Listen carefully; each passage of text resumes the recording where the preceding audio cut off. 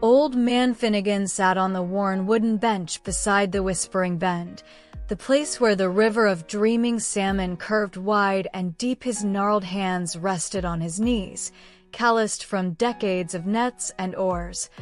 Now idle, the setting sun painted the water in hues of molten gold and bruised purple, a sight that usually brought him a quiet peace tonight. However, a familiar ache settled in his chest. Heavier than the river stones, it was the anniversary. The day the river took his beloved.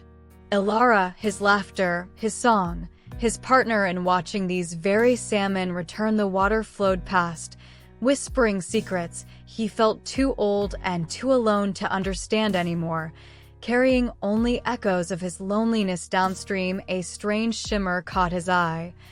Different from the sunset's reflection near the bank, a large salmon broke the surface, its scales not the usual dull silver of autumn, but gleaming with an ethereal, internal light, blues and greens like captured moonlight. It didn't splash or dive, it simply hovered, looking at him with ancient, knowing eyes that held the depth of the river itself. Finnigan blinked. Rubbing his weary eyes, was the grief playing tricks?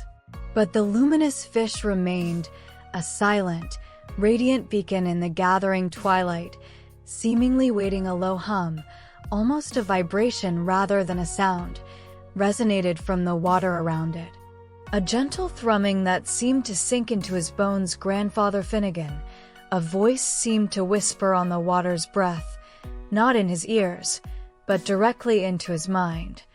Soft and resonant like pebbles tumbling in the current, it came from the luminous salmon. The river remembers your sorrow, it flows heavy with it. Finnigan gasped, his heart pounding against his ribs like a trapped bird. We are the dreaming salmon.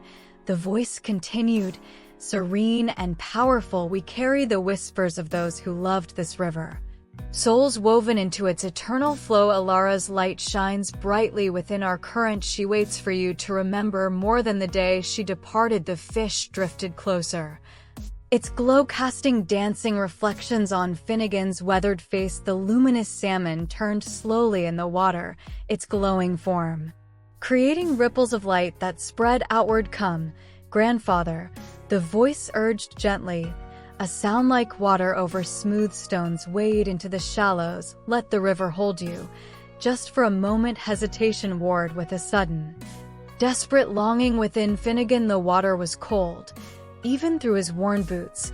As he shuffled forward, reaching the edge, he stepped onto the smooth, submerged stones. As his fingers touched the surface near the salmon, the river erupted, not with water, but with swirling visions, vivid and warm, flooding his senses, washing away the chill of the evening and the years of solitude. In an instant he saw Elara, young and vibrant, her fiery hair catching the sun as she laughed, struggling to hold a wriggling salmon Finnigan had just caught, its scales flashing like coins. He felt the rough bark of the old oak tree against his back as they shared a simple lunch of bread and cheese, her head resting on his shoulder, the scent of wildflowers thick in the air. He heard her clear voice singing an old river shanty as they mended nets together on a misty morning, her fingers deft and quick. The pure, unadulterated joy of their shared life,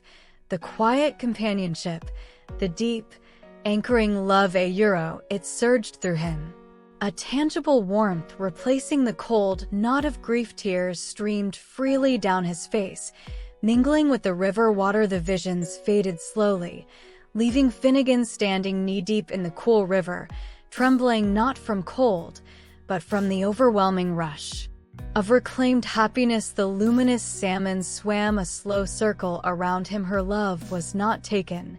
Grandfather, the voice soothed, its resonance calming his trembling. It was returned to the river, to the land, to the life it nurtured. It flows in every returning salmon, in the whisper of the reeds, in the starlight on the water. Her song is part of the River's own eternal melody. It waits only for you to listen again, not with sorrow, but with the joy of having loved her. The truth settled over Finnigan. Profound and peaceful, he understood holding onto the sharp pain of her leaving was blinding him to the enduring warmth of her presence, woven into the very fabric of the world she loved. A deep, shuddering breath escaped him. Releasing a weight he carried for years, he looked at the luminous salmon, its glow now seeming softer. "Warmer, thank you," he whispered, his voice thick with emotion but clear. Slowly, deliberately, he bent down and scooped a handful of the cool, clear water. He brought it to his lips, drinking deeply. It tasted clean, pure, and somehow, inexplicably, like acceptance. He poured the rest gently over his heart. Finnigan stepped back onto the bank. The night air, cool but no longer biting, the luminous salmon gave one final, slow flick of its radiant tail, a silent farewell, and vanished into the dark. Flowing water. Finnigan didn't feel alone. He looked up at the vast expanse of stars scattered across the velvet sky, their reflections dancing on the river like 1,000 tiny lanterns. He heard the gentle lapping of the water against the shore, the sigh of the wind in the willows. He heard Elara's laughter in the rustling leaves, her song in the river's murmur, her love in the starlight bathing his face. A profound peace settled within him, deeper than the river itself. Sitting back on the old bench, he watched the river of dreaming salmon flow endlessly towards the sea, carrying its luminous secrets, and finally smiled. Truly smiled, welcoming the quiet comfort of the night. He closed his eyes, listening to the eternal song, feeling her presence all around him, a gentle lullaby carried on the current.